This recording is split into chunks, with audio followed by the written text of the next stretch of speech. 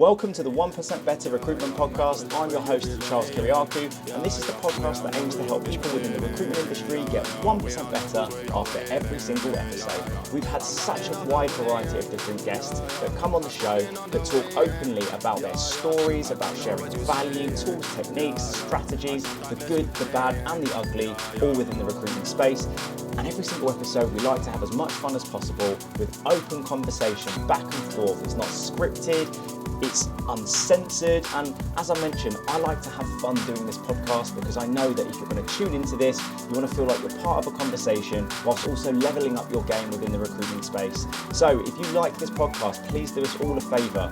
Comment, like, subscribe, follow on all the platforms. It really helps drive engagement for the show. And that's enough from me. Let's get into this week's episode, and I hope you enjoy. Sam, thanks so much for joining us on the 1% Better Recruitment Podcast. For people that may or may not know who you are, just tell us a little bit about you, your background, and currently what you're doing at the moment.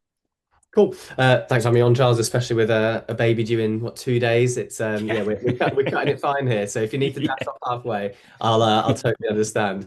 But yeah, thank you for having me on, my man. So I'm Sam. I run Potent Positioning, which is an agency that focuses on brand and websites and then supporting like BD focused marketing as well.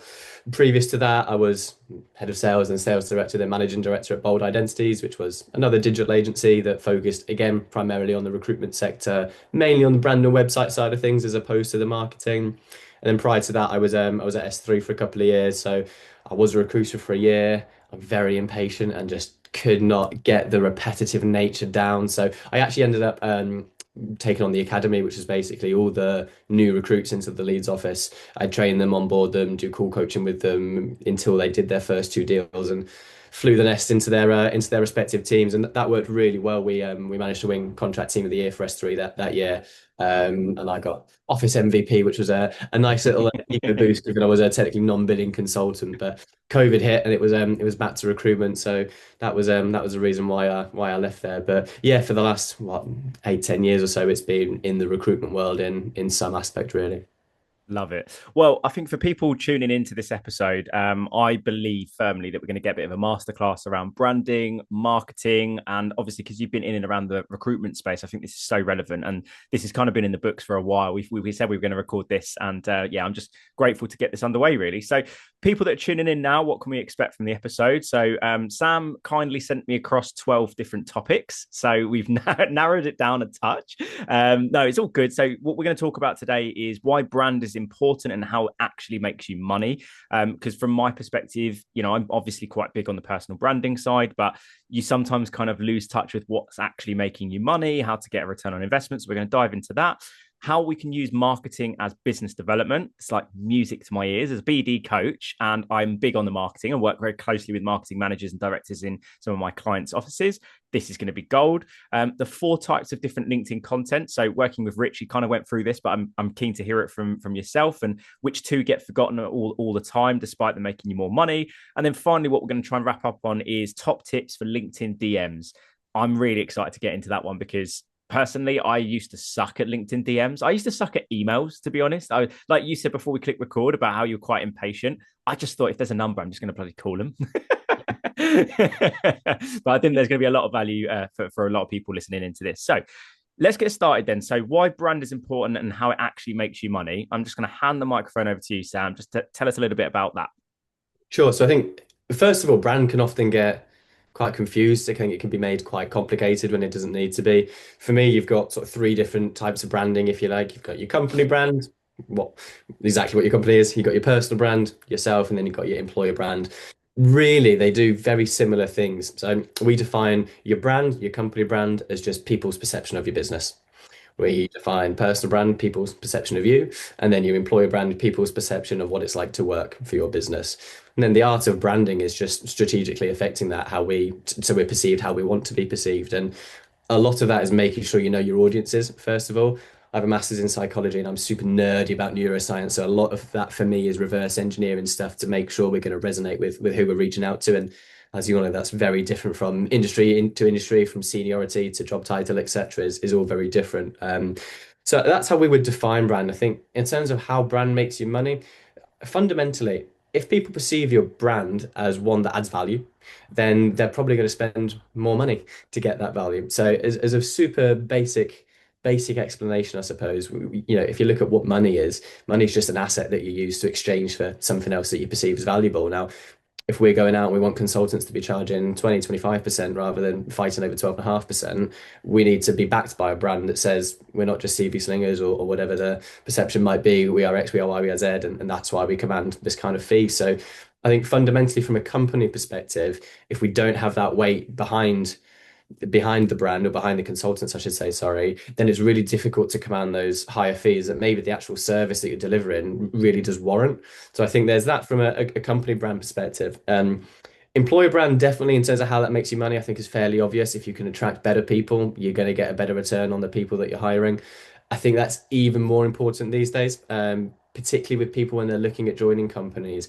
Typically, the first thing they do now is look at the leaders on LinkedIn and see, well, do they have a personal brand? Are they active? Are they sharing stuff that's interesting, or is it fairly boring and stuffy corporate kind of stuff that there is a lot of the time?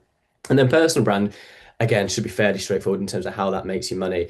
Ironically, personal brand probably needs a rebrand because people still generally see it as photos of your dog and being all personal and that on LinkedIn, whereas it's really not. It showcases a lot about how you work, and we'll dive into the types of content in a minute. But how that makes you money. I mean, just before this, I had a call just before this, and I always ask people, how did you find out about me at the end of a call? And I got tagged in someone's post from a talk I did. I'll give him a shout out, Cybor. So he tagged me in the post last week from an event we did together, and that's driven an inbound lead for me. So that's where I think your personal brand and being present with the right kind of stuff on LinkedIn, it over time with consistency and doing the reps, it should be a really neat way to bring in inbound leads. I think where people fail is they expect to be writing posts and then suddenly all their BD is just inbound, which is Yeah.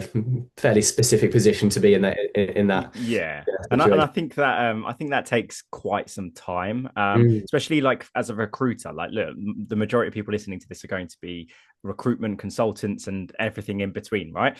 When I was a recruiter, I didn't post too often about hot jobs of the week and stuff like that, or like hot candidates. But once a week, I would say, I've got this new role with an AI startup and yada yada, and that would obviously put in candidates, and if I did the same with candidates to clients, etc.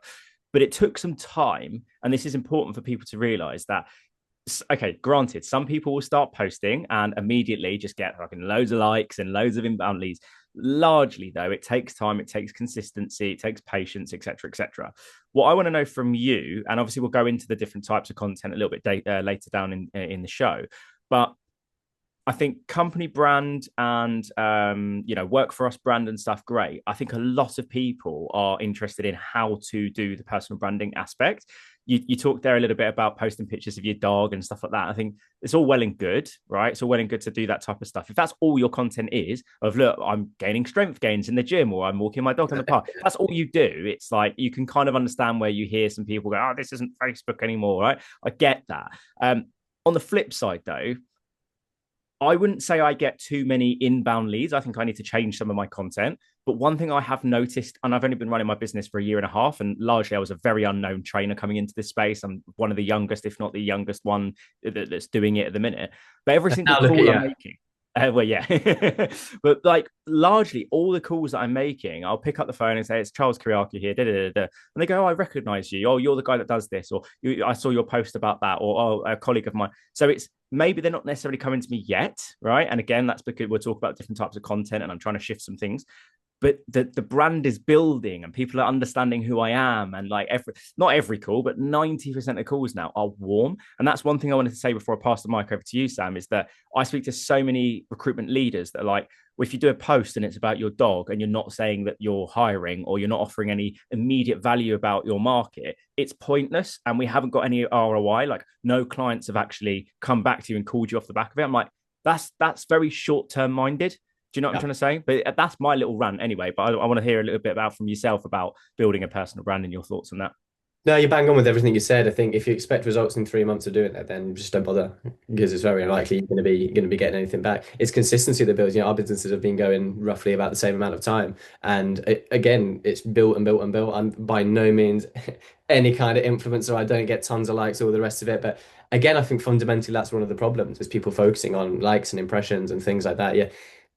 You can't pay your mortgage with that, and it doesn't Mm. necessarily translate into leads, especially when if you look at, so for example, a lot of it is ego based. So people are fearful of looking not cool or whatever word you want to put on it. Now, if you put a post up and then you get 10 of your colleagues to like it, and then two of your old colleagues from previous business likes it, and one of your mates likes it, it might look good because you got, I don't know, 15, 20 likes, whatever, get some good impressions. But if none of those people that are engaged with it are ever going to buy from you, or ever going to be people that you can try and pitch to or follow up with a message from, again, it's kind of pointless. The interesting point you raised there about you've always got to bring it back to the recruitment. Like, again, no, in my opinion, I think a lot of Mm, recruitment marketing fails because it just talks about recruitment. If you look at, okay, if you're in a high tempo, like a really high contract market, fair enough, those hiring managers might be more receptive to hearing about interview tips or salary guides and that kind of stuff. But if you're hiring maybe once a year, twice a year, for 10 or 11 months of the year, that marketing is just not going to resonate at all. It's not going to hit you at all. So, again, being boring and psychological, it's always about, well, understanding what do our ideal customers want to hear about? What do they want to mm, see? And how do they want to engage with it? Now, again, like you, a bit old school. For me, that's just a perfect opportunity for consultants to pick up the phone. mm, Marketing team gives consultants three questions and says, right, over the course of the next 2 weeks, I want you to ask these questions to every client you speak to. They take that information, great like pot of information, turn it into an asset, might be an industry report or a white paper, something like that, whatever. And then you give that to the consultants to go out and arm them with that to use in their BD. We know mm. that's going to resonate because it's stuff that's actually come from the audiences that we're giving it out to, rather than just a marketeer saying, "Oh, let's talk about salaries this month, shall we?" So I think fundamentally moving away from talking about recruitment with our recruitment marketing is probably one of the things that needs to change just fundamentally within the industry. Absolutely. I can't remember who posted it ages ago, but it's like really stuck in my mind. And it said, like, imagine that you are sat in a theater, right? And there are 100 people in that theater, and they're showing your one post every day, five posts, and all five of them are here is a hot job, here is a hot candidate.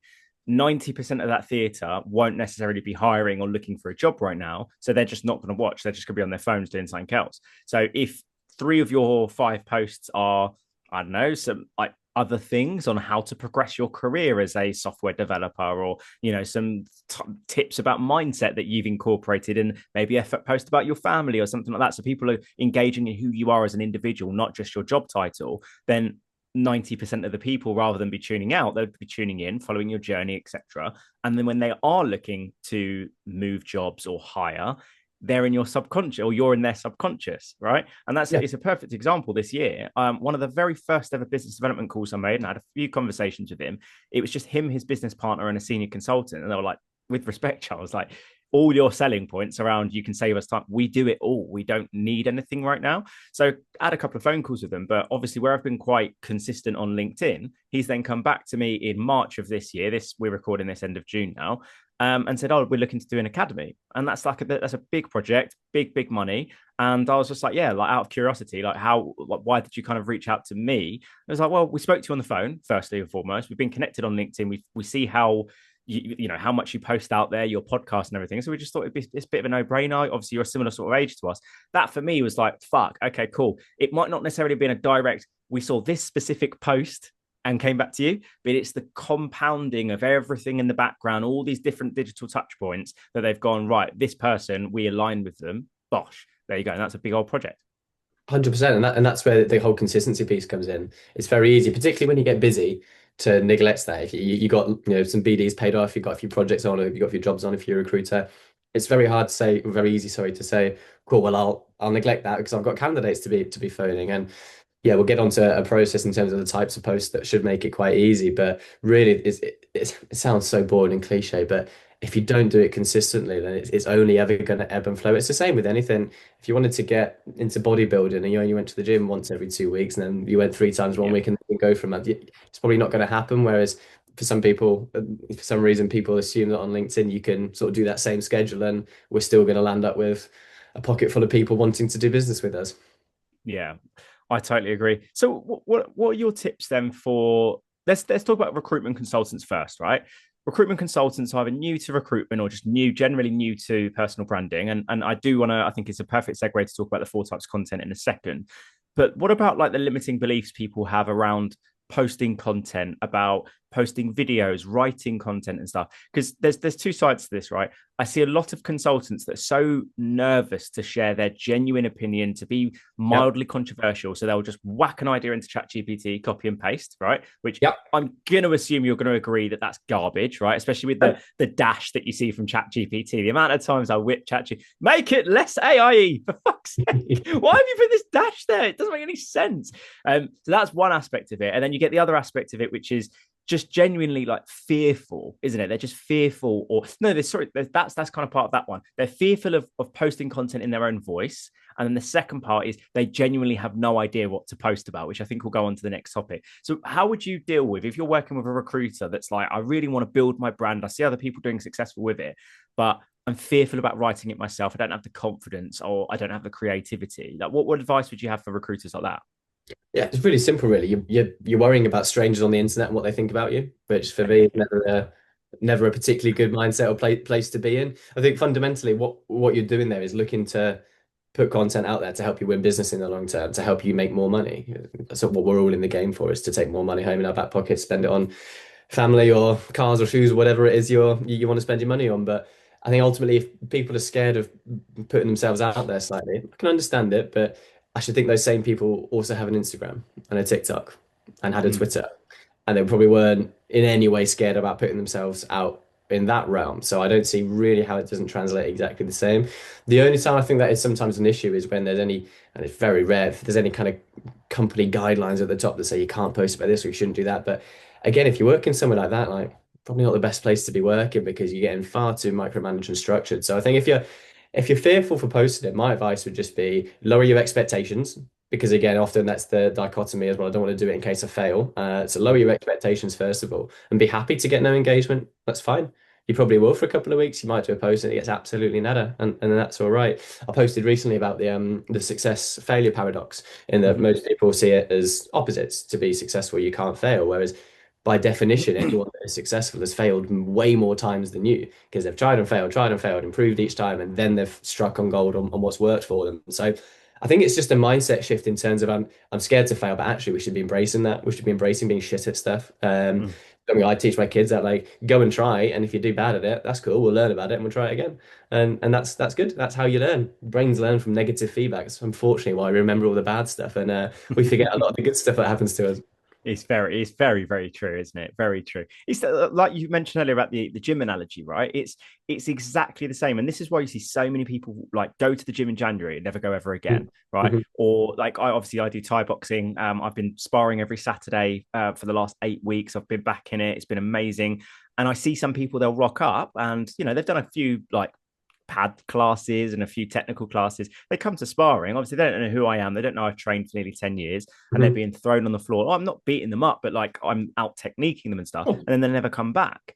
And it's like you've got to be willing to have your learner's hat on, go in there and not, it sounds horrible to say to expect to fail, but you've got to embrace being shit at something, because everyone starts from somewhere. And like you said earlier about like the most successful people in the world, I don't believe anyone was okay. So granted, obviously, there's some people that are just their parents give them fucking millions, whatever. But largely, a lot of the most successful people were come from they were broke at one stage, they were terrible at whatever that was. Yeah, I think you're totally spot on, Sam. You have to embrace being shit at something before you can get to the part where you're actually fucking elite or even just very good. and it feels much better as well. If you go on that journey, when you are at that level, it's like I've really fucking earned this. Like I've done, Mm. and I've put that time and effort in when money was low in the bank account, when energy was low, all the rest of it. Like if you put the grafting in the dark times, if you like, when you do get to the good times, it feels so much better. Mm. Yeah. What about on the second thing then? Because you talked a little bit about like the limiting belief side. I work with a lot of recruiters, and I don't think anyone would really go out and say recruiters are creative. I don't think it's Mhm. necessarily, if you think about the actual job as a recruitment consultant, it doesn't really. I got quite bored sometimes because Yep. I need an aspect of creativity, which I get out of doing this podcast, for example. What about for people that go, Charles, Sam, I don't have any ideas on what to post. I've got some ideas myself, but I'm curious to hear from yourself. Like if someone says that to you or to I, what would your answer be to that? If you're speaking to clients and candidates all day long, you're never short of stuff to post. You're never short of stuff to talk about.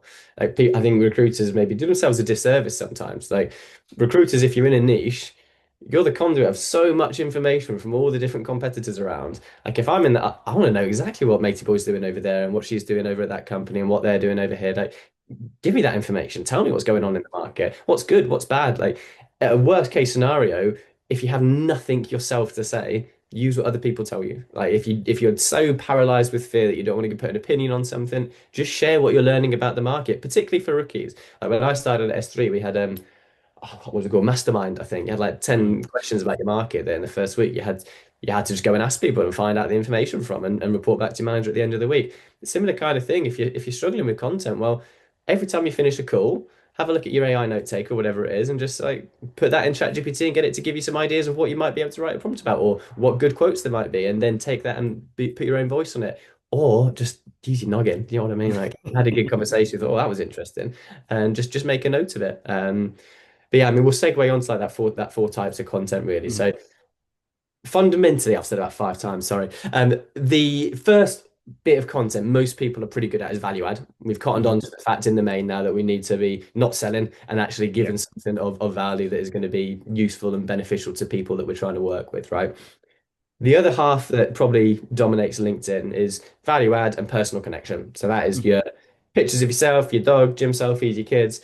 Both have an absolute place. They're both real needed. I would say your personal connection should be like 5-10% of your content personally, massively dependent on your markets, obviously, and who you're trying to sell to. It's like I did a post a week or so ago about my kids.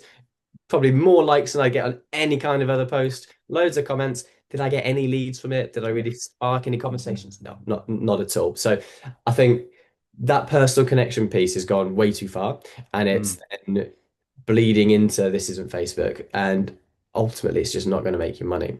So I think the two that don't really get utilized enough, and number one is invite offer. And this is something that could be its own kind of post, or it could be just something you tag onto any other posts that you're doing, like Mhm. a ad post, for example.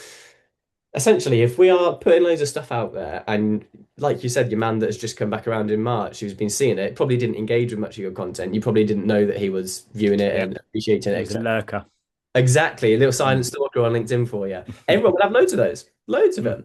If we don't ever invite them to actually get in touch at some point, or give them some kind of offer or some kind of reason to actually speak to us, so why would they ever reach out? Why would you ever become Mm. get an inbound lead if there's no reason? So that might be something as simple as if you drop a great knowledge bomb on something in the market, you might maybe leave a little bit back and say, plenty more to discuss on this. Drop me a DM if you want to have a chat about it. Something as simple as that. Just a quick one from me, guys. I hope you're enjoying this week's episode. But as you probably know, the way that I fund this podcast is through my coaching business. So just a little bit of information around that because you or someone that you might know might find some value in this. But I work with recruitment agencies, recruitment businesses within a range of 1 to 100 heads that are looking to scale, grow, and ultimately want to upskill both founder level, recruiter level, and everything in between. And I offer a wide variety of different services from one-to-one coaching, group coaching, training academies, business development training, creating company handbooks, and I'm looking to do a lot more webinars and I'm looking to add as much value as I possibly can.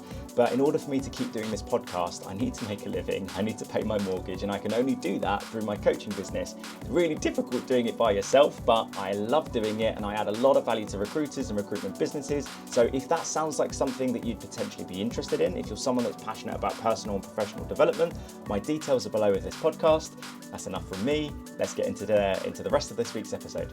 Opens the door. I had it last year where maybe had 2 or 3 calls where people would say, "Oh, I've seen your stuff for a while, Sam," and I'm there thinking, "What the fuck? You've never even popped up anywhere on my notifications. I never knew. It's my fault. I never gave me any reason to get in touch. No Yeah. reason for them to reach out. As soon as you might offer something, it might be an audit, for example, is fairly popular at the moment. Things like that. It's giving someone a reason to actually get in touch. So that invite offer is really important. The last one, though, which is by far the most underutilized and by far the one that will do the most selling for you, is evidence or proof, whichever way you want to put it. Now, there's tons of ways you can skin that cat. I would say in an ideal world, let's say you've just done a placement, you get 2 video case studies, one from the client, one from the Mm. candidate, asking a handful of questions, maybe 5 questions. There's a nice framework you can use to kind of storyboard it out, get them recorded. It's maybe 5 minutes of their time. If you did that for every single placement you made, or as many as you can, even if that was just your content, all you did was showcasing another happy client, another happy candidate, and hearing it from their words, that would drastically improve your perception of how valuable you are in the market. We have a lot of people screaming loads of value add. If you're never evidencing or backing up you can do what you say you're good at doing, it raises that question like, does this guy actually do any work? Yeah. And that's like gold standard of evidence, right? But that could be anything in between. So like I'll Mm. often on a Friday, if I've got nothing scheduled, I'll just summarize my week. One project live, I've had two sales calls here with this company, I did a talk over here, whatever it is, just summarize your week. It's simple psychology, but it shows you're busy. It shows you got stuff going on, that you're working on stuff. Same for a recruiter, even if it's just sharing some of their stats. Spoken to 203 candidates this week, pulled one D job with no commitment or whatever. Just evidence like what you're actually doing is like a worst case scenario just to show that you are actually doing what you're saying you're doing. And then in between that, I mean, screenshots of things like on emails when they've got some good feedback, on WhatsApp, things like that. I know some people will say, "Oh, is it just your mum and all the rest of it?" And fair play, but I think if you're regular with showing, look, people are actually valuing what we're doing and it's not us saying it is really important. And the final point I make is again, boring psychologically. Your brain can't tell the difference between seeing something and physically experiencing it for themselves. So if you, that's why stories and films are so massive because you're fully engrossed in that physically. So if you see, let's say you do you work in I don't know, HR or something like that, and you look at placing HR managers, for example. If you had lots of videos of HR managers, very like the people that you're trying to target, all saying similar kind of things. Oh, I had this problem. This was my hesitation before I worked with X company. This is how I first found it. This was the outcome, and this is the new world that I'm living in because of it.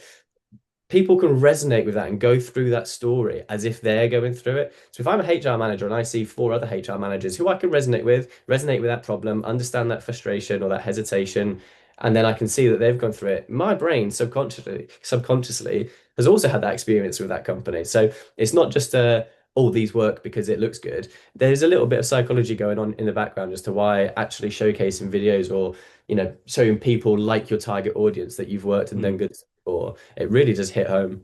Mm. The case studies, testimonials, and stuff, posting it on LinkedIn, they're class. I put my hands up. I didn't do any of that for the first year and a bit, to be honest. I didn't, and I think the main reason why I didn't was I don't know where this has come from, but I just found that whenever I saw people post like, this is what my client said about how good my service is, I was like, oh, bore off. It's so cringe. I don't know whether it's just like a British, like societal immediate reaction to seeing someone boast about themselves on social media, which look on LinkedIn, you kind of have to, because like you said, this is the platform in which we make money from. So you kind of have to demonstrate what you've done and how you've done it, etc. But for the longest time, it was until I sat down with Rich when he went through the four types of Mm. content with me and was just like, how many of the testimonials are you using in your content? I was like, I don't. It's just at the bottom of my profile. And he's like, mate, you gotta fucking use them. And I was like, yeah, all right, fair enough. And it's the same thing as well that if you look at some of the testimonials that I got on LinkedIn and things like that when I first set my coaching business up, they're very fluffy. And some of them, don't get me wrong, some of them still are a little bit fluffy, but there's an element of coaching that is a touch on the more fluffy side where it's, someone has gone through a really difficult time and you've helped them out of it and all the rest of it and you've made them feel great. Fantastic. But largely in recruitment, they want to actually see a genuine return on investment. Have you saved me time? Have you helped our consultants bill more money, et cetera, et cetera? So when I started to get testimonials that were like, we've worked with Charles for 3 months and one consultant has billed more in 3 months than he did all of the 12 months beforehand, things like that, I'm like, why the fuck was I not using that? Do you know what I mean?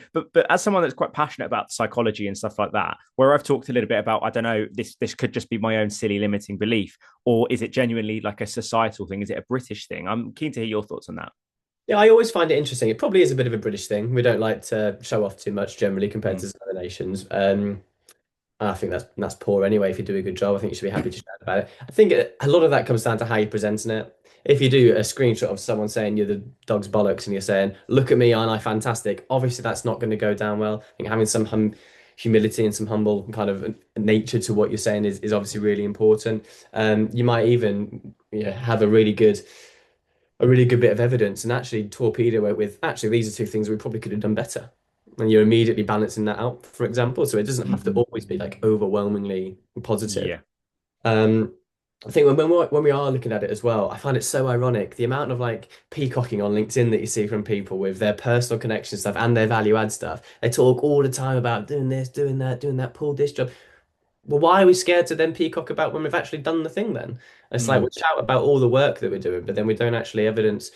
I'll look at the actual result I've made for this company, and that's yeah. all that people care about. So again, boring psychology, but reverse engineer everything. So what do your target audiences, what do the hiring managers that you're trying to attract, what do they actually want to see? That's where you start. That's your starting point. And if you're reading your post and you think they're gonna hate this, then there's no point posting it. My advice is have one client in your head. Have one perfect client that you know. If if this person, if I was to say it to them or they were to read it, I can imagine them reading it. If they were together, interesting. Great. Like, that's almost Yeah. like a first barometer. If you, it's really hard when you've got, a wide market, but most people are in niches, right? So you can understand kind of the person that you're working towards. So my advice would be always have one specific person in mind, maybe that you've worked with and done a good job with, maybe a client that you've placed lots of candidates with, or even just someone that you know well. You don't have to have done work with them, but you know that they are the perfect type of person that you'd want to do work with. I think making sure that we're writing with them in mind always is probably the first port of call to make sure what you're Mm. doing is actually going to resonate with them. It's a really good point. It's something that I've tried to do. I tend to fall into the trap though of, and I'm mindful of myself doing this, of trying to please everyone and trying Mhm. to make content that sometimes I'll write a post and I'll go, oh, that could piss some people off. I don't know if I should post that. But ironically, the posts that have done the best, besides the family ones and, the wife's pregnant and everyone, 300 likes and Yeah. fucking 10,000 impressions with, again, fuck all results out of it. But other ones, and I remember doing this with a consultant because they were asking me about tips for personal branding and stuff, and we went through my content. Bit of an ego thing as well for me, because when I was showing him my impressions, I was like, yeah, look at me, Yeah, even for though I don't me. even get that many impressions, but it was like, yeah. But I showed him the post and he was like, hang on a minute. So all your posts that have got over 10,000 impressions start with why recruiters suck. Yeah. This is why you're shit at cold calling. This is why your BD strategy sucks. And I was just thinking about it and I was like, yeah, and there's been times, Sam, where like I would say I'm quite a resilient bloke, right? But there have been times where I do a post. Like I did a post a few weeks back about three things that you can do before 10 a.m. And one of them was like chase 10 leads. The other one was contact some hiring managers in your long-term list and keep in touch with candidates that you're working. Oh, mate, the hatred I got. People commenting saying, this isn't 1999, Charles. I hope you've never managed people. How archaic. And I was just like, fuck, man, it got to a point somewhere. It's like every notification on, because on LinkedIn, it's one of those things you have to read comments and reply for pretty soon. And it got to like the 50th comment, mate. I was like, my psyche can't handle this right now. I've got so much shit to do. I don't want to be reading people calling me an old fashioned see you next Tuesday. Like, this is ridiculous. But I wanted to get your opinion on that. Like, because some recruiters are in the similar mindset to myself where they might write something that's relatively controversial, like, if your interview process is over 3 stages, you're going to lose talent or whatever. But what's your opinion, on writing controversial? Well, no, let's just go with that. What's your opinion on like writing controversial posts on LinkedIn? Being controversial for the sake of it is probably not going to do you very well. I think if it's a genuine opinion, then you should always be happy to share it. And look, LinkedIn in the comments has turned into a bit of a Twitter cesspit of just people being bitchy to each other, right? Yeah, So you put something a bit controversial, you'll have 50 people like you got saying, well, you're wrong. There's probably three times that amount that are not commenting, thinking, it's probably actually right, yeah, mate. You're yeah, probably the one looking like a mug here. So it's hard to get that across because you don't see that. That's all in the background. But I think for me, you look at basic laws of attraction, right?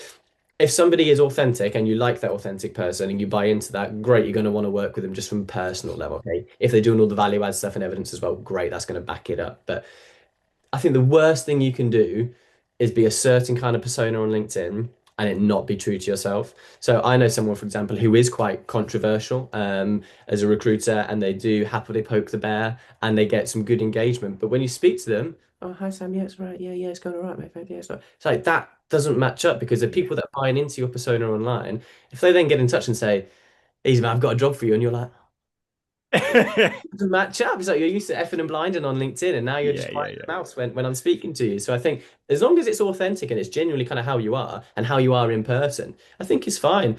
The other thing to point out here is we want to piss people off that we don't want to work with. We shouldn't want to try and work with everybody. There's lots of people from a personal perspective, like characteristics wise, that I know wouldn't like me, wouldn't get on with me, and that's cool. I probably wouldn't like them either, and that we're not best to work for each other, and that's okay. I say double down on that. You want to push away and actively repel anybody that is not your type of person or not your type of audience because you're just adding noise and you're not cutting through to the people that are actually going to buy from you. So I'd say double down on that as long as it's genuine and honest, and accept you're going to get a bit of kickback sometimes from it. But it's part and parcel of social media. It's one of Mm. the reasons why it's so shockingly bad.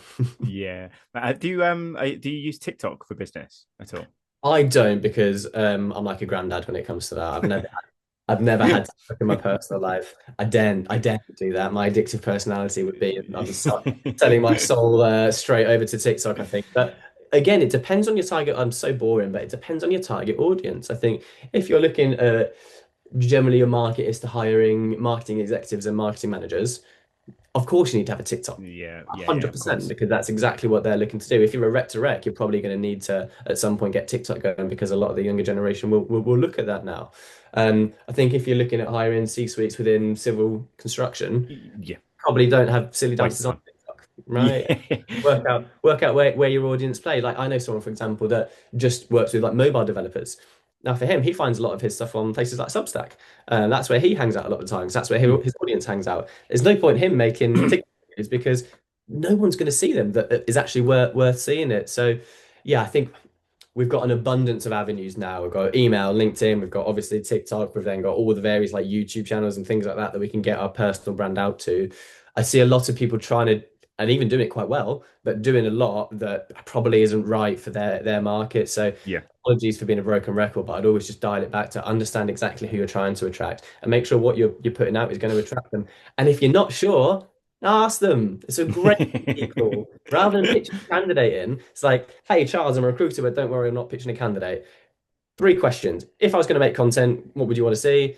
What medium would you want to see it in? Would you actually read it? Like whatever. Because if you do that to 100 clients and they all say, oh, we love seeing industry speakers on webinars, great. You know to go find an industry speaker and put a webinar on. If they all say we wouldn't look at any sort of video, but if you send us a nice, neat white paper, yeah, we'd probably read that. Great. You know what to go and create for your marketing collateral. So Mm. yeah, everything comes back to is it going to actually make us money? Is it worth us putting the time and effort in to make us Yeah. money?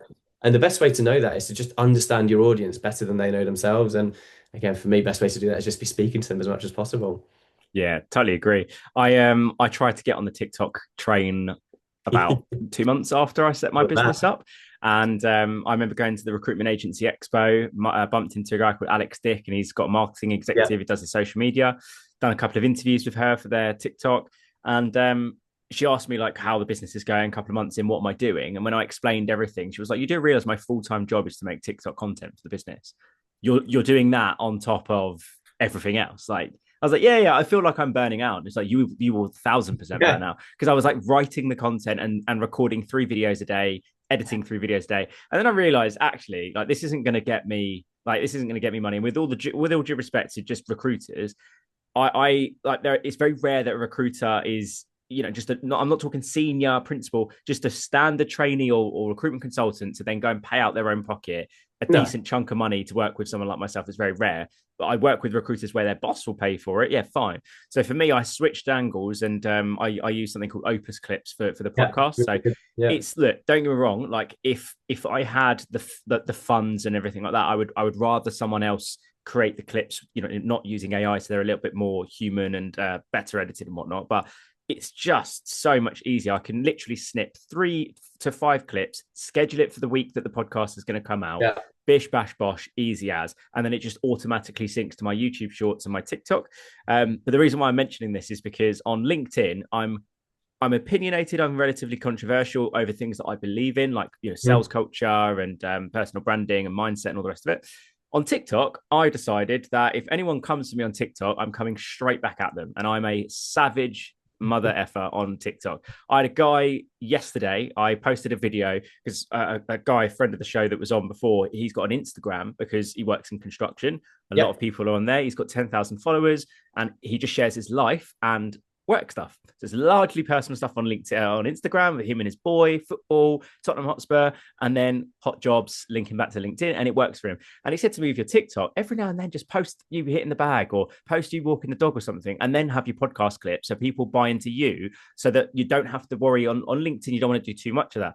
Anyway, I posted a video of me hitting the bag. I'm like, I put on the video, like, not in the best of shape. I'm in better shape. I've been doing it for 8 weeks now after taking a couple of years off with injuries, and it's been the best thing for my mental and physical health. And a guy, right? Sorry, this is going to sound crass. His TikTok profile picture was a man being screwed by a horse, Okay. right? Didn't see And he that where we're comment going, but and yeah. he commented saying, I can't remember what he commented. It was something like, "How's your first day of training going?" Like, just basically just trying to. And I just said, "Going really well, thanks. How's your ass after getting fucked by a horse?" Didn't comment back, did he? Is I just thought, you know what? Like, on TikTok, I'm sorry, because there are, mate. You'll be so. I don't know if you. I don't know. Maybe you won't be surprised, but the amount of trolls there are on TikTok. If you look at any recruiter content on TikTok, the amount of comments, all recruiters are scumbags. Oh, this is definitely a recruiter. I posted something about I had a lady on that she coaches female founders, and the whole episode, Sam, was about how do we get more females setting up businesses? How do we get females being better at BD? And I shared a clip of me saying, largely almost all of the female recruiters I've worked with in the last year suffer with low self-esteem, low confidence, and they feel threatened by their male colleagues. So my question to you, Helen, is how do we help them get out that? Load of people commented, "You sexist, you misogynist, like how can you generalize all women?" I went, "Mate, the whole fucking podcast was about female recruiters, you twat." And the guy come back was like, "Oh yeah, fair enough, I should have watched the episode." I'm like, social media sometimes, man, it's just, oh God, it's a lot. Yeah, I mean, I don't do it. LinkedIn's my social media, and that's for work basis, and that is it. I don't have headspace for that kind of stuff. Yeah. Yeah, mate, But I'm surprised that it's it's a very good way to weave one of my 12 topics in getting fucked by a horse. So you've done well to. Oh, I didn't know how I was going to weave that topic into one of the podcasts. I just thought I had to be fair, because Hey, it was kudos. wicked. All right, cool. Well, look, I think we've covered a lot there in terms of the different types of content and stuff. One of the topics you wrote down was, and I think it kind of ties in largely to what we said about the branding and stuff. But you said about how marketing should be used for BD. Now, whenever I go into businesses that have like a marketing manager, I tend to work quite closely with them and help them, not from like a marketing perspective, but like, look, this is what can help the consultants and stuff. But I want to hear it from you, Sam, really. Like, how can marketing really be used for business development or to help with business development from your perspective? Yeah, it's really basic in my opinion. It's like if you're doing BD for, let's say you're going to try and win some new candidates and grow your candidate network. Typically, you do that with a job. You take a job, we'll call that job an asset for now. You take that asset, that job, and you'd go and ultimately, yes, you might be looking to fill that job, but really the purpose of that 2 hour session is to strip CVs, get reference points, understand any pipeline, all the rest of it, build your candidate network. You're just using that job as a way into to start the call, basically. Similarly, if we're pitching clients, a lot of the time we'll go in with the candidate. Not always, and it's a bit old school still, but you'd often still be pitching candidates in, right? All we're doing is saying instead of using a job or a candidate, use this instead. So it might be, yeah, a white paper or a guide or anything that might be useful for them. But I guarantee if you're a hiring manager and you get one call that is a recruitment trying to pitch in a candidate, whether they know if it's relevant or not, or another recruiter phoning up and saying, "Hey, we've got something relevant for your world. We've put it together. It's actually the content's driven by people like yourself, not us, because you know your industry better than anybody. Do you want me to ping it across?"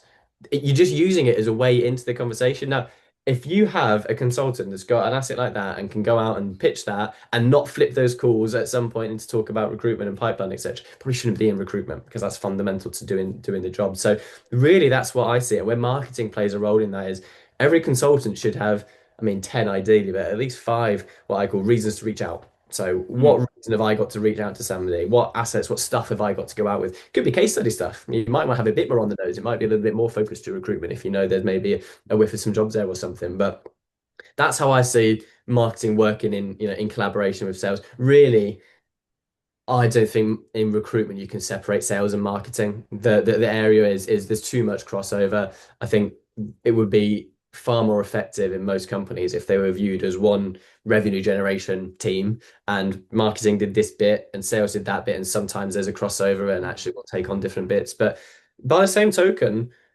marketers should be getting on the phones as well or booking sales Oh, with I've their not heard that one before. Tell me about that. phone calls don't have to be in sales calls. They don't have to be pitches. Just like a Teams call, if you book with someone, doesn't have to be to discuss a job or to have a meeting to discuss pipeline. Now, a lot of the time, marketers are going after new. There's so many tools you can scrape data. And I see in the chats that I know you're in as well, there's so many suggestions of what tool's best for this, what tool's best for that, automating outreach at scale and scraping new data, finding new data. I'd argue it's far easier to re-engage your current client base and your previous client base with good marketing than it is to go and try and attract new. So I think if you're a marketer and you don't fully understand the market that your recruiters are dealing in, you're not going to be good at your job. And the best way to do that is still the same, is to speak to clients in that realm. Now, if you were to go out and try and book some meetings with existing clients on the premise of, I don't know, maybe get some feedback on the role, understanding a bit more about their industry and how you could, as a company, help support them better in the future, for example, if you can get someone, and I work with a few marketers that have been picking up the phone and doing this with a nice script that makes them feel comfortable. If they can pick up the phone to existing clients, so it's not that worry of like you've never heard of me before, you might place 3 people with them in the same year. If I pitch you and say, Charles, it's Sam from X Recruitment, and don't worry, I'm a marketer, not a recruiter. Suddenly that defense is down, the reptilian brain is calmed. You're not expecting to get bombarded with a pitch and trying to, I don't know, talk about pipeline and all the rest of it. You're probably going to give that person a bit more time because you're not expecting it to come back. So I think, yeah, if we don't know this information, we need to go and get it. And consultants are understandably often quite busy. Marketeers could be doing a lot of this as well. And I think when you look at marketing strategy, a lot of it, or most of it, from what I see, is just geared around winning new clients. I'd be I'd love to see an analysis of how many clients regularly engage, like monthly, with good assets, like we talked about, anybody they've ever placed with, interviewed with, had jobs on with, etc. Everyone talks about their CRM, massively in their database, but very few actually do much with it from a marketing perspective, and sometimes even from a sales perspective. You'll probably know better than me. Yeah. It's such an interesting one, Sam. Like, no one's ever really said that to me. Thinking back though to the first time I got into permanent recruitment, Nicola Lawler was our marketing manager. She used to come to exhibitions in the UK with us. When clients would come in, she'd always come in and meet them. Do you know what I mean? Yeah. She was so engrossed, and she would. This is before AI. She would write blogs every week about the market. She was deeply engrossed into the market, and back then, that's when our marketing at that point was tip top magoo. It was phenomenal because she was super engrossed in the market. I guess if I were to play devil's advocate, Hmm. how many marketing people, if they were to come into a recruitment business, and I guess it depends on how you frame it to them, but there's an expectation for you to speak to existing clients. The marketing people I've worked with, largely, I don't know if they'd necessarily be up for it. No, they wouldn't. And I think, look, I'm being a bit facetious there. I think asking them to pick up the phone and pitch people is probably not, in the main, not going to happen. You'd be surprised though. You'd be surprised once the idea is planted with some people. But let's say you've got a consultant that's got 10 clients that they've worked with over the last 2 years, for example. How Mm, hard is it for that consultant to make an introduction? Once you make an introduction, an email to book a Teams call. Like, it doesn't have to be a pitch off. It doesn't have to be mm, pitching people on the phone, old school S3 style. It could very easily just be, okay, who are your top 5 clients that know you and you've done lots of work with? Who are yours? Who are yours? Who are yours? Great, you've maybe got 50 people to go after and just try and book mm. meetings with. Your girl there that Nicola, I think you said, that marketing would have been good because she's getting the information from their clients. She's not, Yeah. as a marketer, thinking, oh, what should I write about today? And Yeah. again, you see a lot of marketers now thinking, well, what should I write about? Oh, well, what am I surrounded by? Recruitment. So I'll write about recruitment. Mm, I'd be fascinated again to know how many marketers really understand, number one, how recruitment actually operates. I think that's something yeah. that's often lacking. And number two, the markets that they work in.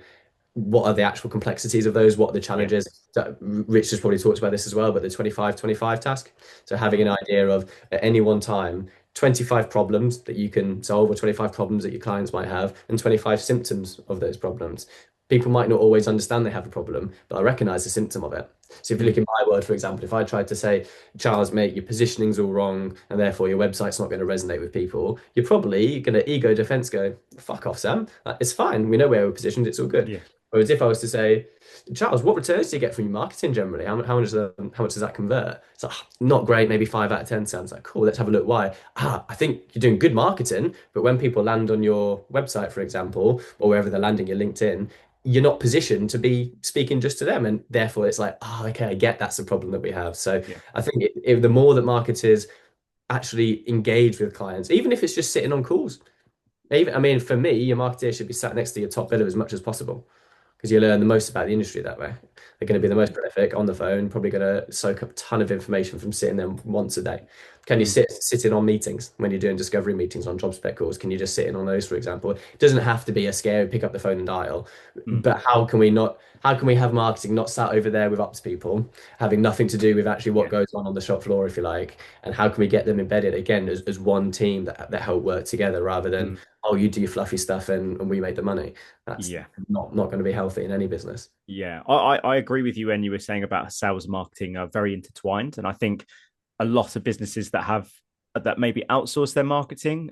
There's don't get me wrong. I think there's a lot of positives that can come from that. I think if you look back to what you said about the three types of branding stuff, it's difficult for them to really understand about the market when they're not really engrossed in it. It's the Yeah. same thing from operations and L&D perspective, right? When I changed markets, where I became global head of L&D, I had no idea about sales. I didn't know what Salesforce was. I didn't know what NetSuite was or cybersecurity. What a pen tester! I was like, that sounds sexual. That's an actual job. I was like, I had no idea. But luckily, I was listening in live to calls. I was jumping on Teams calls with consultants. Obviously, I was sitting next to them, but I could hear everything they were talking about, and I could learn a little bit about the market. But the way I used to learn was literally just acting professionally stupid slightly and say, Sam, what even is a pen tester? Like, talk me through that. And that's how I learned about the markets. But I think sometimes within like a recruitment business of size where they do have an ops manager and an L&D manager and stuff like that, I always used to find it a bit frustrating when I would deal with people in operations that have never done sales before, or Mm-hmm. people in marketing that would clash with sales because Yeah. the marketing needs to be a certain way. And salespeople and marketing people can sometimes clash. Mhm. Sometimes they can work, like right now, I do sales as part of my job, but I work really well with marketing people because I to some extent kind of understand that. So I would be keen to kind of get your thoughts before I move on to the final topic about even like operations managers and L&D managers that sit in the corner that don't overly get involved about the market and about like the sales process and things like that. I'd be keen to hear your thoughts on that. Yeah, I mean, at Echo similar. I think a lot of the time. I mean, the reason I was at the event last week with Sai was because it was for ops people, but Mm, about 60% of the room put their hand up to say their marketing was their responsibility as well. So I think it's really interesting recruitment companies. The responsibility for marketing is sometimes with a consultant that gets LinkedIn and is mm, quite creative. Sometimes it's with an ops person. Sometimes they've brought a junior in and given them, no experience, given them no strategy, and that is the budget. Like, go and make us viral. I think you need to have that structure in place, and you have to have that strategy from the top down. I think interestingly, you mentioned there about ops, and particularly marketing and sales clashing. I think often we try and speak to people how we want to be spoken to rather than acknowledging how they want to be spoken to. So mm, Surrounded by Idiots is a great book, just a basic like personality types, if you like. Now, I obviously deal a lot of the time with owners, founders, directors of recruitment companies. The other type of people that I deal with would be operations directors or marketing directors. Okay. mm, The way I engage with those, if I did a proposal for them, would be very, very different. Right. So your owner founder is probably more like me, quite a red personality, just mhm. like the basic information that I need, not the fluff, just get it to me quickly, like direct to the point. Yeah, Great. Proposal is not going to be war and peace for them. It's going to be all the highlights, the bits that they need. yeah, I'm speaking to an ops person, typically they're going to be more blue personality, really detail focused, quite risk averse, like to go around the houses to make sure they understand all the points and everything. They like to have all the information before making a decision. That proposal for them is going to be very different to what I'd send to the owner founder. I think internally that needs to be embedded with not just in recruitment, a lot of businesses in general. So I think you see the ops people, or we say ops slash marketing, because sometimes it can wear the same hat, maybe clashing with the owner founder because they're trying to speak to them with all their research that they've done. And actually they just need to say, if we do this, it will make us this amount and this is how much time it will take. Cool, off you go. yeah, Is how would we actually approach that conversation? Same with salespeople, stereotyping massively, but a lot of them would be more red personality than anything else. A lot of salespeople generally are quite a little bit more direct. If we're then going to them and trying to get them to come out of that kind of mindset, and we're speaking to them and asking them to be really detail focused and fill in their marketing plan for it, it's just not going to happen because you're attacking them. Sorry, you're asking them to do something that is just not in their attitude, not in their mm, personality mm. spectrum, if you like. So I think that's really important is understanding the people that are actually in the business and how to get the best out of them rather than just going with your one way of doing things. Yeah, mate. I that's one of the first ever presentations I do when I do academies is talking through the four different personality colors. And by the time this episode comes out, I did a podcast. I think it's called Beyond the Hustle with Fraser Graham from Equanimity Search, Yeah. and a whole 15, 20-minute rant from myself around the different color personalities, because as I'm sure you would attest to, before reading that book or going through to courses or understanding what the different color personalities are, when you're dealing with in my instance, I was recruiting to sales directors, VP of Mhm. sales, CEOs, MDs. Largely, they're quite red, and I'm naturally more of a yellow personality, quite chatty, can be a bit fluffy, etc. Kind of one of the reasons why I was very good at building rapport, but Yeah. sometimes maybe didn't get to the point as quick as possible. And if you've got someone, you go, "Hey Sam, how's your day going?" Good. Oh, fucking hell, this guy's fucking rude, isn't he? Like, Yeah. Right. he's Yeah. not. He just doesn't want to talk about his day and just wants to get to the fucking point. And before we understood what that was, what the first guy I ever hired in my team, and I've said this a few times on the podcast, we didn't know he was a proper blue personality, perfectionist, like Yeah. proper perfectionist. I was a bit of a yellow, but when I became a sales manager, I slightly became a little bit more red because I was like, I don't care, just give me your fucking numbers. But when we first ever did a podcast together, um, he knew a lot about I can't remember what the term is, but like he did music production and stuff like that. We did the podcast in a WeWork, and WeWorks, they're all glass walls, right? So audio quality wasn't particularly great. We had one mic between three of us, and Yeah. one time he wasn't in, we did the podcast and he listened back to the recording, and you could hear, just as I was getting ready to do my intro, like a woman with heels walking in the room next to us, and he just pressed pause. We're just like, this is fucking shit, rah, rah, rah. And we had a proper argument, because from my perspective, I was like, well, done is better than not done. Like, Mhm. people will join us on this journey, and eventually it will get better, and we can upgrade, and we can get cameras. And he was like, I'm not happy with my name going next to this, the content shit, rah rah rah. And we fucking head to head, just fucking borderline scrapped with one another. Mhm. We didn't realize that his communication style was, again, like you said, very risk averse, very Yeah. detail orientated, borderline perfectionist. Whereas me, I'm like, let's have a conversation, let's just fucking get it done and have some fun. And when we just clash. So I think that's such an important point, especially in like a recruitment business when you've got ops Mhm. people, HR, sales, marketing, and they're all different colors. So for people listening, mate, like, honestly, just read that book, or even if you're lazy, just go on Chat GPT and say, just give me a summary. Yeah. That helps. Honestly, there's so many little things. Like if you've got a red personality, like you say, "Hi, hope you're doing well. How was your weekend?" You've already pissed them off. You've already Yeah. annoyed them. Yeah. And it's like there's so many subtle things. We'll probably talk a little bit about DMs, but it's the same in the DMs. Like people, like you say, people get very affronted with, you know, what is perceived as rude replies. Often that's just how they communicate. That's all Yeah. right. Just on this, so I want to talk about the DMs before we wrap up. I hope all is well. Thoughts? I mean, I hate it personally. I'm the same. It's a waste of fucking time. I just don't understand why you'd ever say that. Um, Number one, you probably don't, particularly if like, let's say that's a mass email, like, or even just like going out to 50 clients, for example. Do you care about all of them? Do you fuck? Like, you absolutely do not care. You care if they've got a job on, sure. Then you might ask them some questions. But no, for me, again, we just want to get to the point straight away, particularly if you're looking at messaging now. People can spot a sales message like a million miles away. And that's for me like an absolute giveaway, particularly if it's from someone that I don't know. Mm. If it's from someone that you don't know, it makes no sense. If it's from someone that you do know, would you ever say that? Would you say that in person? Hi, child. I hope you're well. No, of course you Would you? wouldn't. The only time I think it's ever really relevant is if it's like an existing customer client that you've worked with, and go, "Hey Sam, hope you're doing well," or like, I hope Even that, all is well, mate." even that is fine because it's more how you'd say it. Yeah, If it's how you'd say it, great. That's a yeah, big thing. It's like the segue onto the DM stuff. But in any of the comms for me, whether it's posts, whether it's your emails, whether it's your DMs, just take a pause for a second and say, would I say that in real life? yeah, yeah, yeah. Would I walk up to someone at a networking event and say that? And typically, you'd never walk up to someone and say, Charles, we maximize returns by 10xing your revenue. Like, you don't talk like that in person. So why do we write like it? You never say that. I Yeah, think good that's point. again just a little golden rule is just would I Yeah, would I say this? And yeah. if not, like just don't write it. Yeah, no, 100%. So tell me then, a lot of recruiters listening to this, or founders listening to this, will rely a lot on LinkedIn DMs. Yep. I've got my own little like style, I suppose, and I've got a decent little return on investment from the way that I do my emails. And like, very largely, it's what you've just spoke about, where it's just speaking how I speak, and if you don't Yep. like it, then fuck off. Yep. What's like the strategy then if you're a recruiter and you're trying to DM hiring managers and maybe even candidates as well? What are your like sort of main tips for the people trying to do that? Yes, I think the first thing is probably write like it's WhatsApp. Okay.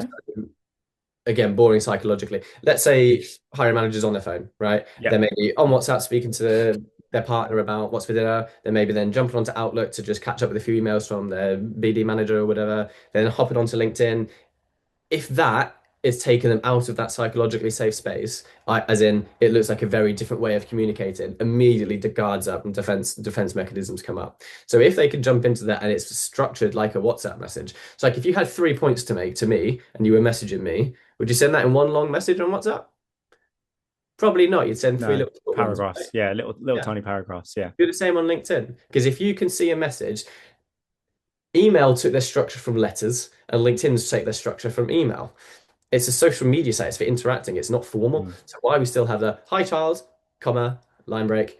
I hope you're well, or whatever else, comma, line break. Here at Potent, we did it. And before I've even read that, before any hiring manager has even read that, bomb, delete, nope. So I think, like, first and foremost, are you coming across like a normal person, how you would write on Mm. WhatsApp? And if that person has just been on Slack and on WhatsApp and on Outlook, and then they're onto LinkedIn, are they still in that same kind of Mm. mindset? Because you're much more likely to get a response rather than like, whoa, sales pitch, no thank you. So I think there's that for starters. A silly one, but make typos, make mistakes. I'd say that for your posts as well. I'll often put a grammatical error in there, something like that. Don't make yourself look like a nonce, obviously. Not use a different type of there, for example. But if you've got a little apostrophe missing or a comma instead of a full stop, for example, I'd go one step further in the DMs. Spell the name wrong.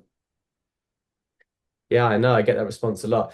I'd always correct it afterwards with a little asterisk. There's a load of things at play there, right? A lot of the time in DMs, it's status. It's, oh, please, sir, please, ma'am, can I please get some of your time? Like, we want to, like, fuck that. We want to put ourselves on the same pedestal as these people rather than just trying to sort of suck up to them and trying to beg for their time. Do you think that hiring manager agonizes for 10 minutes over making sure the structure of their message on LinkedIn is right and making sure that it's all perfect? Absolutely not. Most of them, the busiest people I know, are the worst communicators. Their Mm. emails are just one line, all in one go, because they're on the move and they're busy. We want to kind of emulate that and reflect that and show that actually, as recruiters, we're fucking busy as well. Like, we're not just trying to get you, we're speaking to lots of people. We've got jobs on, we've got candidates to network. There's lots of stuff we're doing. So if you were to say, I wouldn't do it with someone like a Graham, who often get the name spelt wrong, for example, right? But if you're reaching out to somebody, maybe I say, "Hey Charles," and I put a D instead of an S because it's next to it on the keyboard at my message, and then afterwards, Charles with a little asterisk spelt right. Again, real subconsciously and subliminally, you're showing attention to detail. Yeah, I'm busy, I'm in a rush, I've not got loads of time, but I am still rereading stuff, I am still on it in terms of detail. So there's little things like that that I would say just make a little bit of a difference. I guess the final thing would be flipping between the two sides of the brain. So a lot of the Mm. time we try and just talk about process stuff, about work stuff, Yeah. pipeline jobs. If we can start asking other questions that impact more the other side of the brain, then again we're in a much different place. So for example, often if we've uncovered a pain point or a challenge, we'd go into solution mode or go into, yeah, I get that. This is where we've helped someone else with that. How about asking how it's affecting them personally? What knock-on effects has that got at home? Mm. Like a lot of the business owners that I speak to have got troubles at home because they're too Mm. busy all the time. Like somebody that actually asked that, you're immediately putting them into a different mindset. I'm not saying you go as personal as how's that affecting at home, for example, but you could always say, oh, I presume that's quite stressful. Something like that just takes them onto a slightly different route rather than just talking about work stuff. And then when you do bring it back to talking about work stuff, it's not just constantly work, work, work. So that's probably a few of the main tips I'd say. There's just going to be so many recruiters now going to their boss and saying, mate, just listen to this podcast. Yeah, this guy was saying we just need to misspell everyone's name. And there's going to be arguments in the office, Sam, I'm telling Oh you. yeah. Don't go for names then. Just go for a different word. But I like to do my posts sometimes. Again, the other main reason for this is it's definitely not AI. Mm. No one's going to set a campaign. They might do now, but no one's going to set a campaign up with, well, deliberately with lots of errors or Yeah. spelling errors or grammatical errors. So I think straight away that person can know at least Charles has actually written this himself. Mm. Okay, he's misspelled my name because it's next to it on the keyboard and he's corrected it straight away. I know this is an actual message from Charles rather than Mm. just a sequence message that is rolling on to everybody. So Mm. again, it does that job pretty well as well. Yeah, I think there's a lot of chat at the minute on LinkedIn about automation going rogue, Mm. and I've largely for most of my recruitment career and since doing this coaching business, not necessarily been anti automation and like mass mailing and stuff. I think there's a place for it, but because I'm very I just want to personalize everything that I can. That's not just the first name of business. Yeah. And I saw a post earlier by a lady called Gemma from Mixos, who's been on the show before, and she just talked about a couple of automated messages that came through. And one of the recruiters literally in the message was like, "Are you the right person to speak to?" Like founder of a 15-man recruitment business. It's like, okay. But they actually owned it after and said, "I really apologize. I have an automation tool that runs in the background that sends these messages. Put my hands up." And she was like, "I respect it. You've taken ownership." I do think that with all the various automation tools that there are out there, people have got to be very mindful that you don't turn people off, because I'm sure you get plenty. I get lots every single day. I sometimes show my partner, Rosie, my wife, the messages that I get. And it's brutal, man. Like, I'll get a message that says, "Hey, Charles, really good to connect." I just react with a thumbs up emoji, sound, whatever. Literally an hour later, "Charles, this is our thing about 10xing maximum ROI. When are you looking to scale and sell your agency?" I'm like, what? What are we doing here? What are we doing? The worst one, and I wanted to get your thoughts on this before we wrap up. I had a guy send me a personalized message on LinkedIn as soon as we connected, saying, "I've got a wicked idea for infinite learning for your business. Might sound really crazy. Hang there. I'm going to send you a voice note." So immediately I'm like, "Oh, that's a good message." Yeah. Okay, cool. Could see he was recording the actually, that's a lie. He wasn't. I couldn't see that. But about 2 minutes later, I saw the voice message pop up. I'm obviously going to listen to a voice note because I'm like, the person's taken the time out. And it sounded very convincing for the first 5-10 seconds. It's like, "Charles, appreciate you responding to the message, mate. Look, I know it's really crazy, but I've got an idea on how we can help INF1 learning." And I was like, "What?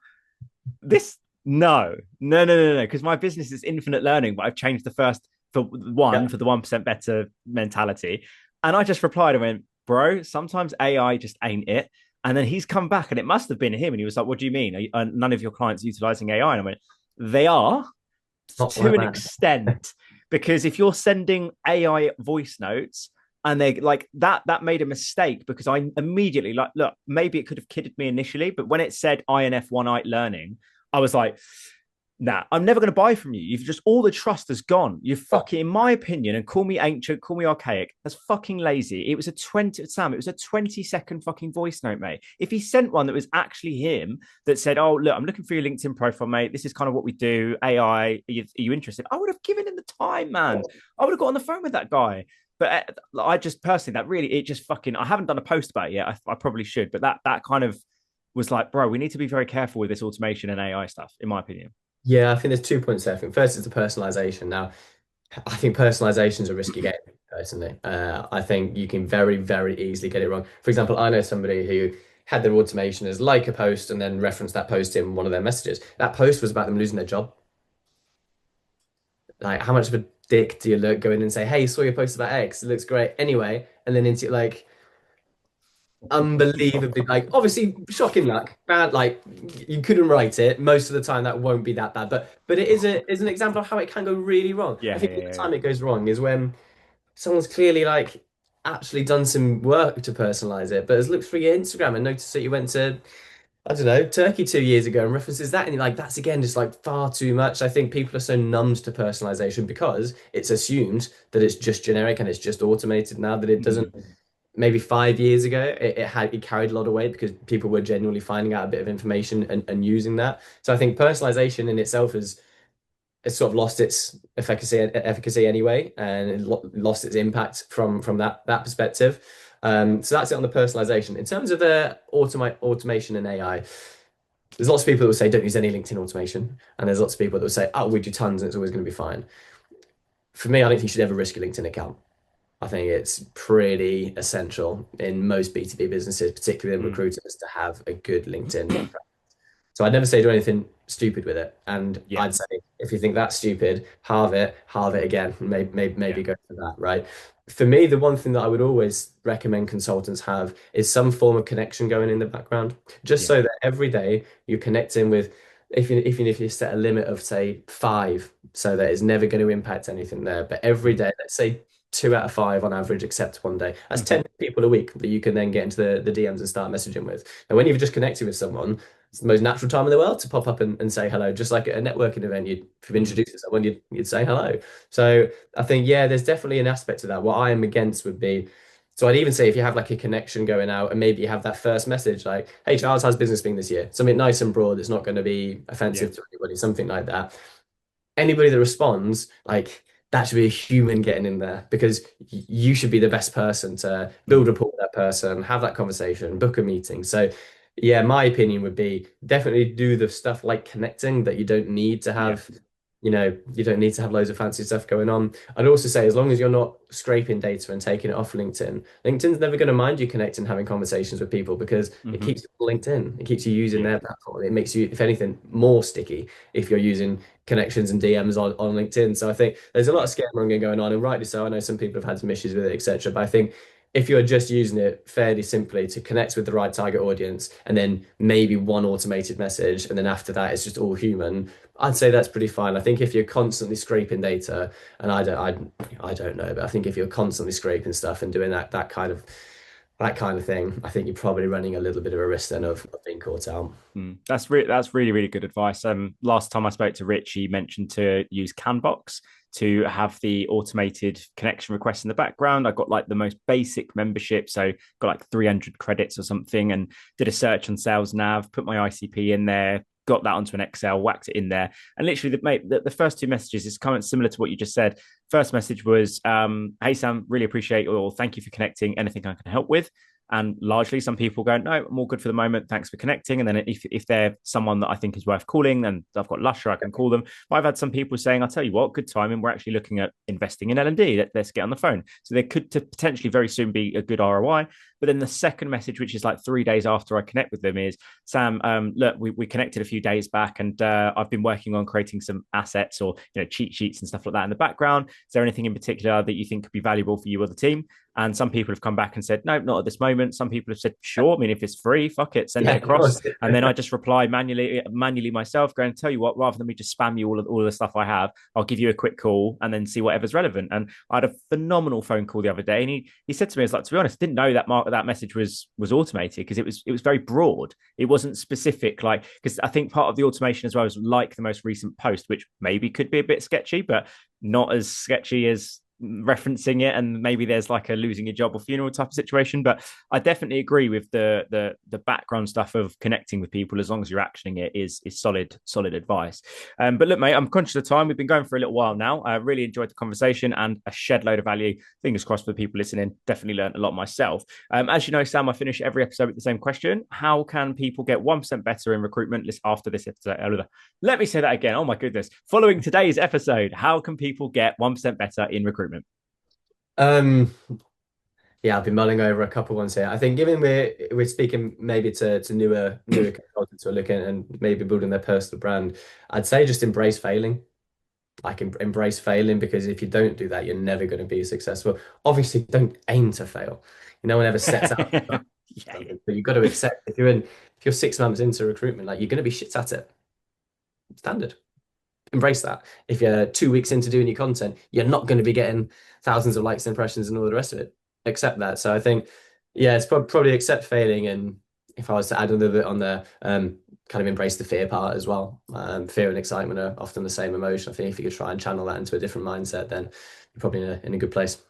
Wicked, mate. What about for like founder level? Because I checked the analytics earlier. Actually, I think like 44% of listeners are aged between 35 and 44 on Spotify at least. What about if someone's listening to this that maybe runs a business, managing director level, sales director? Because I think, by the way, that advice that you gave, because a lot of those people might not necessarily have done anything personal branding wise, and I think that's also really good advice for that. Appreciate you might not, but is there any other maybe tips or things to get 1% better for like that founder level or sort of more senior level from your perspective? Yeah, 100%. Be consistent with posting and use that kind of structure so you're not just got the same type of content going out. The reason why I say that is, these days the first thing someone would check out is what the leaders are like on LinkedIn. If you're going to apply for some, but particularly consultants or people that are looking to move, either get into recruitment or move to a different recruitment agency, like they're so ingrained into looking at, well, we'll judge it by LinkedIn.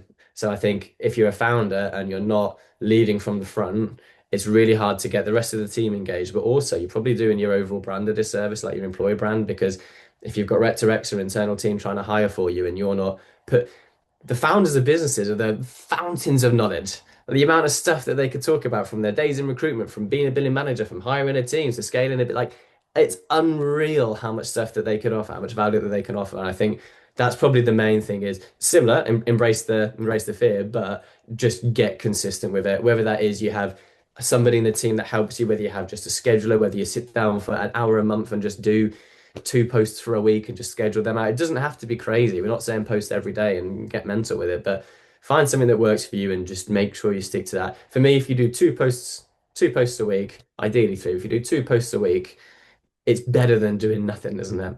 And that consistency is what's going to pay off. So again, like we said about the gym, there's no point doing 2 posts and then leaving it for 3 weeks and then doing a few more because you're never going to build that momentum. Power. Sam, thanks so much, mate. Really appreciate you taking the time to do this. Really enjoyed it. I've learned loads from a selfish perspective. And if I learned something, I'm pretty sure loads of people listening and watching this have learned themselves. Look, I'll put all your contact details at the bottom of the video when it releases. And to people that have made it this far, thank you so much. I really appreciate everyone listening and giving some feedback. And we'll see you next week. Cheers. Thank you so much for watching this episode or listening to this episode, guys. Let me know, what was your biggest takeaway from this week's guest? What did you think about their answer to the 1% Better in Recruitment? I'm really keen to hear your thoughts. If you haven't already, please drop us a like if you're on YouTube, follow on Apple and Spotify, connect with me on LinkedIn, and I'm really, really keen to get some feedback from you all on what you think about the format of these episodes. Are there any other guests that you think we should have on the show? Are you someone that wants to be a guest on the 1% Better Recruitment Podcast? Because if so, you can just simply DM me on LinkedIn. You can drop me an email. All my details are below on these videos.